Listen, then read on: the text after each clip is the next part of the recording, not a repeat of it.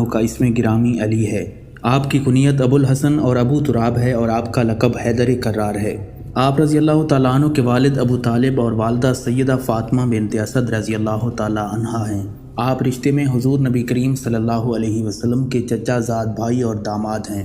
حضرت سیدنا علی المرتضیٰ رضی اللہ تعالیٰ عنہ حضور نبی کریم صلی اللہ علیہ وسلم کی پیدائش کے 30 سال بعد مکہ مکرمہ میں پیدا ہوئے۔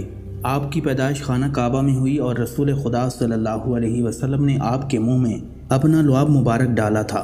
آپ رضی اللہ تعالیٰ عنہ کا اسم مبارک علی بھی سرکار مدینہ صلی اللہ علیہ وسلم کا تجویز کردہ ہے۔ حضرت سیدنا علی المرتضیٰ رضی اللہ تعالیٰ عنہ کے والد ابو طالب چونکہ کثیر العیال تھے، چنانچہ آپ کی پرورش کی ذمہ داری حضور نبی علیہ الصلوۃ والسلام نے سنبھال لی۔ یوں آپ رضی اللہ تعالیٰ عنہ نے آغوش نبوت میں پرورش پائی۔ حضرت علی کی عمر ابھی 10 سال تھی کہ اس وقت نبی کریم صلی اللہ علیہ وسلم پر پہلی وحی کا نزول ہوا۔ آپ کو یہ سعادت بھی حاصل ہے کہ آپ بچوں میں سب سے پہلے اسلام قبول کرنے والے ہیں، جبکہ دین اسلام قبول کرنے والے اولین لوگوں میں شامل ہیں۔ حضرت سیدنا علی المرتضیٰ رضی اللہ تعالیٰ عنہ نے دین اسلام قبول کرنے کے بعد اپنی زندگی دین اسلام کی ترقی و ترویج کے لیے وقف کر دی، اور پھر ہر مشکل اور مصیبت کی گھڑی میں حضور نبی کریم صلی اللہ علیہ وسلم کے شانہ بشانہ کھڑے رہے۔ آپ نے کفار کے ساتھ جنگوں میں بہادری کے ایسے ایسے جوہر دکھائے جو تاریخ کے اوراق میں سنہری حروف سے درج کیے گئے۔ تاجدار مدینہ صلی اللہ علیہ وسلم کا فرمان ہے، جس نے علی سے محبت کی اس نے مجھ سے محبت کی، اور جس نے علی سے دشمنی کی اس نے مجھ سے دشمنی کی، اور جس نے مجھ سے محبت کی اس نے اللہ سے محبت کی، اور جس نے مجھ سے دشمنی کی اس نے اللہ سے دشمنی کی۔ ناظرین، رسول خدا صلی اللہ علیہ وسلم کے بچپن کے دور میں یمن میں ایک زاہد رہتا تھا جو ہر وقت عبادت و ریاضت میں مشغول رہتا تھا۔ اس زاہد کا نام مشرم بن وائب تھا اور یہ زاہد یمن کے نام سے مشہور تھا۔ اس کی عمر 190 سال تھی اور یہ اکثر اوقات میں یہ دعا کرتا تھا، اے اللہ اپنے حرم سے کسی بزرگ کو بھیج تاکہ میں اس کی زیارت سے مشرف ہو سکوں۔ پھر اس زاہد کی دعا قبول ہوئی اور جناب ابو طالب تجارت کی غرض سے یمن پہنچے اور اس زاہد سے ملاقات ہوئی۔ زاہد نے جب آپ کو دیکھا تو انتہائی تعظیم سے پیش آیا اور پوچھنے لگا، آپ کہاں کے رہنے والے ہیں؟ جناب ابو طالب نے کہا، میں تہامہ کا رہنے والا ہوں۔ اس نے پوچھا، کون سے تہامہ کا؟ جناب ابو طالب نے جواب دیا کہ مکہ مکرمہ کا۔ زاہد نے پوچھا، تمہارا تعلق کس قبیلے سے ہے؟ ابو طالب نے جواب دیا کہ میرا تعلق بنی ہاشم بن عبد مناف سے ہے۔ زاہد نے جب جناب ابو طالب کی بات سنی تو بے اختیار آگے بڑھ کر بوسہ لیا اور کہنے لگا، الحمدللہ میری دعا قبول ہو گئی اور مجھے حرمین شریفین کے خادم کی زیارت نصیب ہوئی۔ پھر اس زاہد نے آپ سے نام دریافت کیا تو آپ نے بتایا کہ میرا نام ابو طالب ہے۔ زاہد نے پوچھا، آپ کے والد کا کیا نام ہے؟ تو جناب ابو طالب نے بتایا، میرے والد کا نام عبد المطلب ہے۔ زاہد نے جب عبد المطلب کا نام سنا تو بے اختیار اس کے منہ سے نکلا، اے ابو طالب وہ نبی پیدا ہو چکے ہیں یا نہیں؟ جناب ابو طالب نے کہا، میرے بھائی عبداللہ کا بیٹا محمد پیدا ہو گیا ہے اور وہ اس وقت تقریباً 29 سال کا ہے۔ اس زاہد نے کہا، آپ جب واپس جائیں تو انہیں میرا سلام کہیں اور انہیں کہیں کہ میں ان کو دوست رکھتا ہوں۔ پھر جب وہ نبی اس دنیا سے پردہ فرما جائیں گے تو پھر آپ کے بیٹے کی ولایت ظاہر ہوگی۔ جناب ابو طالب نے اس زاہد کی بات سن کر فرمایا کہ میں اس حقیقت کو کیسے جان سکتا ہوں؟ اس زاہد نے کہا کہ آپ وہ چیز جانتے ہیں جس سے میری سچائی کا علم ہو۔ جناب ابو طالب نے ایک سوکھے درخت کی جانب اشارہ کرتے ہوئے فرمایا، مجھے اس درخت سے تازہ انار چاہیے۔ اس زاہد نے دعا کے لیے ہاتھ اٹھائے اور بارگاہ خداوندی میں عرض کیا، اے اللہ میں نے نبی اور ولی کی تعریف کی، ان کے صدقے میں مجھے تازہ انار عطا فرما۔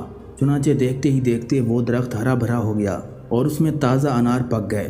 پھر جناب ابو طالب نے وہ انار کھایا اور اس عابد کا شکریہ ادا کرتے ہوئے واپس مکہ مکرمہ روانہ ہو گئے۔ ناظرین، حضرت سیدنا علی رضی اللہ تعالیٰ عنہ کے قبول اسلام کے بارے میں مروی ہے کہ حضرت علی رضی اللہ تعالیٰ عنہ چونکہ حضور نبی علیہ الصلوۃ والسلام کے زیر سایہ پرورش پا رہے تھے، اس لیے آپ نے جب حضور نبی کریم صلی اللہ علیہ وسلم اور ام المومنین سیدہ خدیجہ رضی اللہ تعالیٰ عنہ کو عبادت میں مصروف دیکھا تو آپ نے رسول خدا صلی اللہ علیہ وسلم سے دریافت کیا، آپ یہ کیا کر رہے ہیں؟ نبی کریم صلی اللہ علیہ وسلم نے فرمایا، ہم خدائے واحد کی عبادت کرتے ہیں۔ حضرت علی رضی اللہ تعالیٰ عنہ نے دریافت کیا، یہ کیسی عبادت ہے؟ نبی کریم صلی اللہ علیہ وسلم نے فرمایا، یہ اللہ کا دین ہے اور اللہ نے مجھے اپنے دین کی تبلیغ اور لوگوں کی رشد و ہدایت کے لیے چنا ہے، اور میں تمہیں اسی اللہ وحدہ لا شریک پر ایمان لانے کی دعوت دیتا ہوں۔ حضرت سیدنا علی رضی اللہ تعالیٰ عنہ نے جب حضور نبی کریم صلی اللہ علیہ وسلم کی بات سنی تو حیران ہو گئے اور پوچھا کہ میں نے پہلے کبھی اس دین کے بارے میں نہیں سنا، اس بارے میں فیصلہ کرنا مشکل نظر آتا ہے، اس لیے میں اس بارے میں اپنے والد سے مشورہ کرنا چاہتا ہوں۔ نبی کریم صلی اللہ علیہ وسلم نے فرمایا، علی تمہیں اس بات کا حق حاصل ہے، لیکن ابھی تم اس بات کا ذکر کسی اور شخص سے نہ کرنا حضرت علی رضی اللہ تعالیٰ عنہ نے حضور نبی کریم صلی اللہ علیہ وسلم سے وعدہ کیا کہ وہ اس بات کا ذکر کسی سے نہیں کریں گے۔ چنانچہ اس رات حضرت سیدنا علی رضی اللہ تعالیٰ عنہ سونے کے لیے لیٹے تو وہ اس بات پر غور کرتے ہوئے سو گئے۔ اللہ تبارک و تعالیٰ نے آپ کے قلب کو روشنی عطا فرمائی اور آپ نے اپنے والد بزرگوار سے مشورہ کیے بغیر اگلے روز نبی علیہ الصلوۃ والسلام کی خدمت اقدس میں حاضر ہو کر ان سے عرض کیا کہ مجھے دائرہ اسلام میں داخل فرما لیں۔ پھر رسول اللہ صلی اللہ علیہ وسلم نے آپ کو کلمہ توحید پڑھایا اور آپ نے اسلام قبول کر لیا۔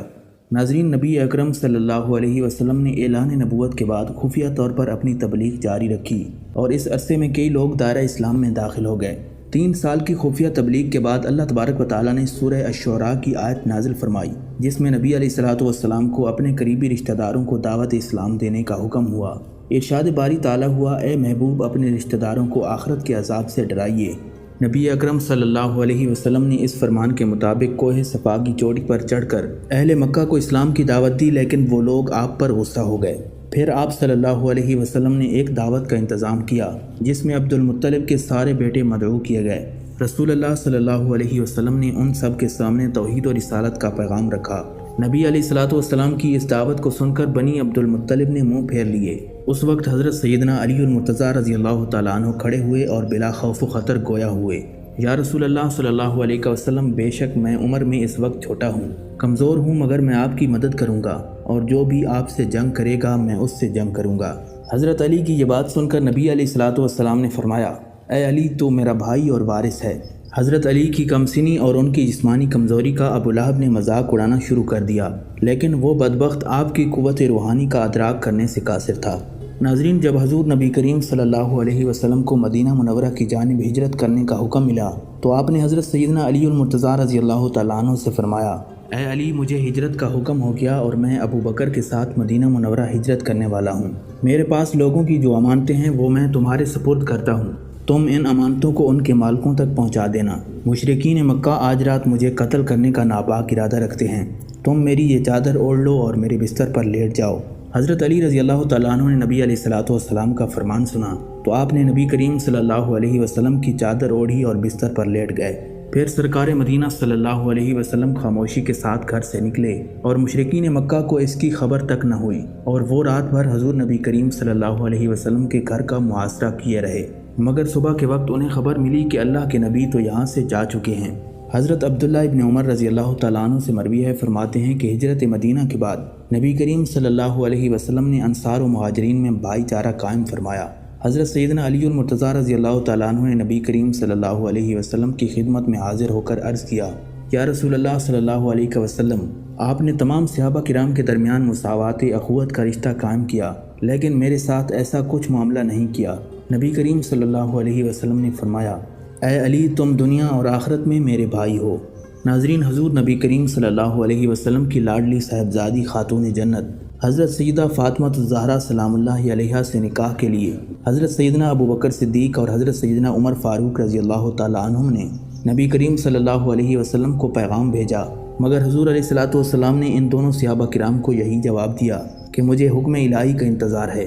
ایک دن حضرت سیدنا ابو بکر صدیق اور حضرت سیدنا عمر فاروق رضی اللہ تعالیٰ عنہم محو گفتگو تھے، اور گفتگو کا موضوع تھا کہ ہمارے سمیت بے شمار شرفاء نے نبی علیہ الصلوۃ والسلام کے دختر شہزادی کونین خاتون جنت سیدہ فاطمہ الزہرا رضی اللہ تعالیٰ عنہ سے نکاح کی خواہش ظاہر کی ہے، لیکن ہم میں سے کسی کو اس بارے میں مثبت جواب نہیں ملا۔ ایک علی رہ گئے ہیں، لیکن وہ اپنی تنگ دستی کی وجہ سے خاموش ہیں۔ ہمیں ان کی حوصلہ افزائی کرنی چاہیے تاکہ وہ حضور نبی کریم صلی اللہ علیہ وسلم سے سیدہ فاطمہ الزہرا رضی اللہ تعالیٰ عنہ سے نکاح کی خواہش کریں۔ چنانچہ یہ حضرات اسی وقت حضرت سیدنا علی المرتضیٰ رضی اللہ تعالیٰ عنہ کے گھر تشریف لے گئے۔ انہیں پتہ چلا کہ حضرت علی اس وقت ایک دوست کے باغ کو پانی دینے کے لیے گئے ہوئے تھے۔ جب یہ حضرات وہاں پہنچے تو انہوں نے حضرت سیدنا علی رضی اللہ تعالیٰ عنہ کو اس بات پر قائل کر لیا کہ وہ نبی کریم صلی اللہ علیہ وسلم سے ان کی شہزادی کا رشتہ مانگیں۔ انہیں یقین ہے کہ سرکار مدینہ صلی اللہ علیہ وسلم ان کی جانثاری اور شرافت کی بنا پر انہیں اپنی شہزادی کا رشتہ دے دیں گے۔ حضرت علی رضی اللہ تعالیٰ عنہ نے ان اکابر صحابہ کرام کی تحریک پر نبی علیہ الصلوۃ والسلام کی خدمت میں حاضر ہو کر آپ سے حضرت سیدہ فاطمہ الزہرا رضی اللہ تعالیٰ عنہ سے نکاح کی خواہش کا اظہار کیا۔ نبی کریم صلی اللہ علیہ وسلم نے اسے قبول فرما لیا اور آپ سے دریافت فرمایا کہ تمہارے پاس مہر دینے کے لیے کیا ہے؟ آپ نے عرض کیا اس وقت میرے پاس صرف ایک گھوڑا اور ایک زرہ موجود ہے۔ نبی